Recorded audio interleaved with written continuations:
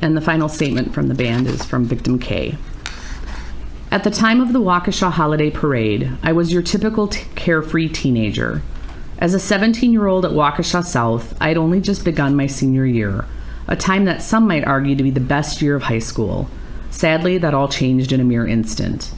I was marching in the parade with the Waukesha South Band, playing the sousaphone, parentheses tuba, when Brooks appeared out of nowhere, plowing into me from behind. He dragged both me and my instrument upon the hood of his vehicle for what seemed like miles, before eventually running me over entirely. Luckily, I was swiftly rushed to Waukesha Memorial Hospital by an officer via squad car for emergency treatment. I was completely alone during this time, and positively terrified. The ER medical staff was utterly shocked that I had even survived such a forceful impact. I suffered multiple injuries due to the impact, including ligament damages, deep tissue contusions, and both a sprained neck and ankle. Post-evaluation, the doctors explained to me how my instrument had likely saved my life. Saved my life. Those words still echo loudly in my head. While my instrument may have helped to protect me, my life, as I knew it, was entirely destroyed by Brooks that evening. I spent several weeks on crutches, then followed that up with multiple braces. I felt completely disabled, as I was unable to walk or even move without constant pain or assistance from someone. Outside of the injuries I sustained, my entire body ached for several weeks, and I felt like one giant bruise. This lengthy loss of mobility ultimately resulted in the loss of my only employment, my part-time job.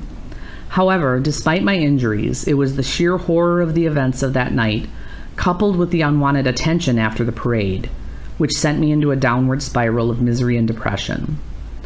Everything I had experienced and continued to deal with had eventually caused me to lose all focus, so I fell behind at school. I simply gave up on my studies and school entirely after the accident. I hated all of the extra attention it brought. Consequently, I was not able to graduate on time with all of my closest friends and peers. That was one of my lowest times, which of course only added to the darkness and depression I was already trying to navigate through. Any physical injuries that my body sustained as the result of this crime do not begin to compare to the mental massacre I have been forced to battle every day since then. My dreams have been assaulted by the images of that night. Bodies were strewn everywhere. Victims were sobbing and crying in pain and fear all around me. My horrific dreams have all but forced me into a constant and chronic state of insomnia.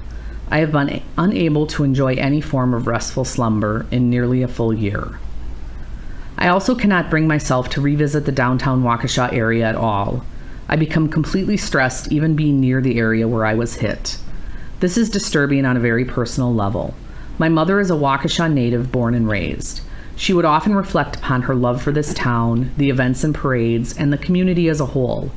Our family used to spend so many days together in the downtown area, but not now. Now I become physically ill just considering going downtown, and it hurts to know we can no longer share those special family moments together. In addition, I now suffer from panic attacks in any crowded public settings.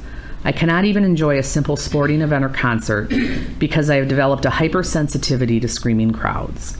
They send me into a complete panic, putting my head on a swivel, and always watching for danger.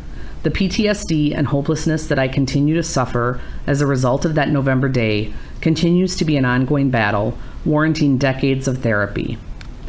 Mr. Brooke is sheer evil in its vilest form. He should never again know any sense of freedom. I hope that the rest of his days are haunted by the videos, images, and stories shared by each and every victim. I hope every night his dreams are teeming with visions of those 6 innocent people who perished in the wake. I want him to suffer like all of us has, every single day until he takes his very last breath. His refusal to accept any responsibility for his actions deserves no less. I would strongly urge the court to extend the firmest sentencing possible for every single guilty charge. On behalf of myself, my family, all of the victims, the dearly deceased, and all of Waukesha, please issue Brooks the maximum penalties possible. Victim K. That is the end of this group. All right, thank you.